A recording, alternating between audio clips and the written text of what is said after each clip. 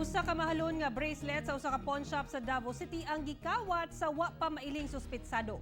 Ang mao insidente nahulikam. Sayron tang detalye sa report ni Jandy Esteban. Kuha kini nga video sa CCTV camera sa pawn shop sulod sa usa ka mall sa Bahada, Davao City.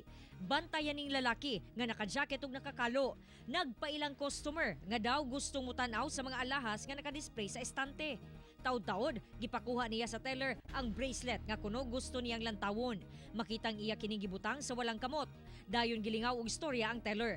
Nagtan-aw-tan-aw na usab siya sa uban pang display. Samtang kuno gapili og laing alahas, gilingaw na usab sa suspect og istorya ang teller. Nananghid ra daw kini nga kuhaon ang bayad sa iyang kauban. Apan wala na kini mibalik, bit-bit na ang bracelet nga nagkantidad og kapin 150,000 pesos. Ay anak ko nga kuhaon sa anak kong bayad sir.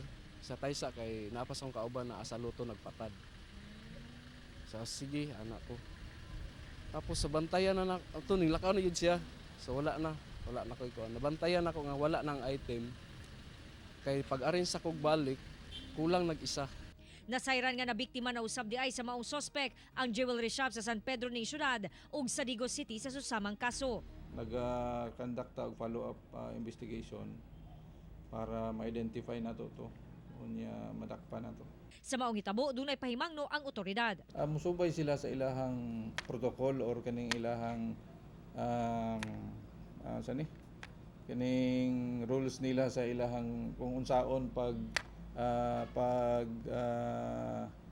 makipag-deal sa customer, no, labaw na sa ilahang mga item na kaning mga mahalon. Sa mga nakaila sa mitangag sa bracelet, mamahimong ipahibalo gilayon sa kapulisan. Kauban si Mel Colmenares sa kamera. Ako si John D. Esteban para sa One Mindanao.